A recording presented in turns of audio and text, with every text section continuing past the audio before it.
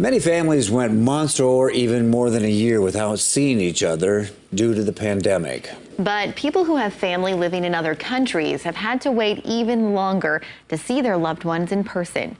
In tonight's Eye on Keloland, how Canada's recent opening of the border led to a very special reunion after nearly a year and a half apart. Flew in, we went out. Arlie Traynor grew up in Manitoba, Canada, not far from the American border. I actually did the very end of my undergrad in the U.S. and I met an American boy and we dated long distance across the border for about 4.5 years and we ended up getting married. A marriage that first had her husband immigrating to Canada.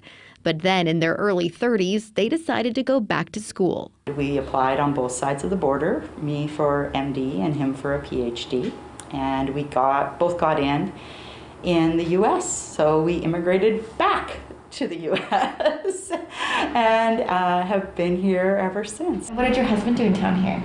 He was a college professor at Augustana. After 10 years of building their professional careers and life together in Sioux Falls, the other Dr. Traynor. Arlie now has just pictures and memories of their love that crossed international borders. We thought he was in remission, but we were just finishing treatment, and then the cancer came back, and then he passed away in 2020. Her husband, Casey, died last February. It was the last funeral before COVID shut everything down. Just weeks before the pandemic hit. I just had to go back to work and take care of people, because that's your calling. You can't sit at home and watch that.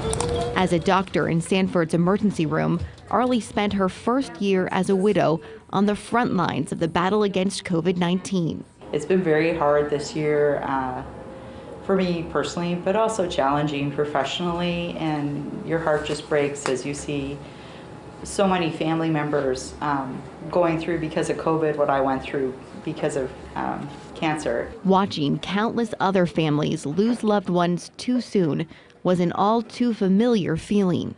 My heart just goes out to people because I know how difficult it's been for me. I can't imagine not being able to be with your loved one in person during that time period and not being able to gather together to celebrate them and their passing and their life. While she will always be thankful she was able to be with her husband when he passed, the pandemic still impacted her grieving process. Being a new widow, you really want to see your family, and it's a new reality of knowing how short a time we have. But her parents are her only remaining family and live just across the border in Canada. It was challenging to grieve all on my own because I was just me for my bubble.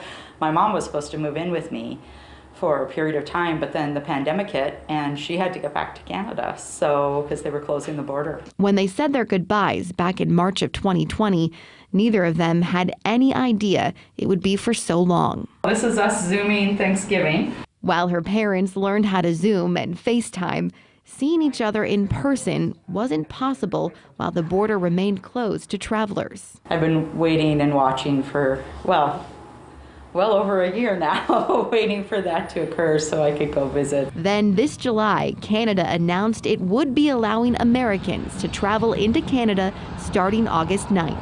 The lines might be very, very long, so I have to gas up the car so that you're ready to get in your place in line first thing.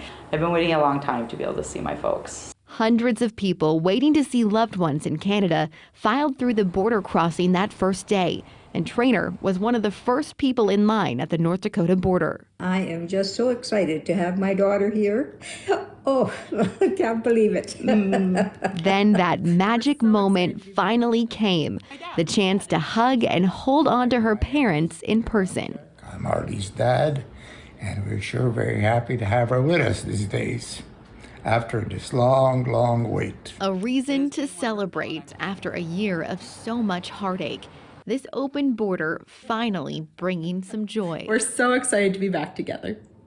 Oh, so glad for that reunion. And throughout much of the pandemic, air travel was permitted between the two countries. But Arlie and her parents aren't comfortable flying due to COVID. They are thrilled Arlie can now drive up to see her parents, but but they are still anxiously awaiting the time America will open its borders to Canadians so her mom can come back to Sioux Falls to visit. Oh, good for them. They get to see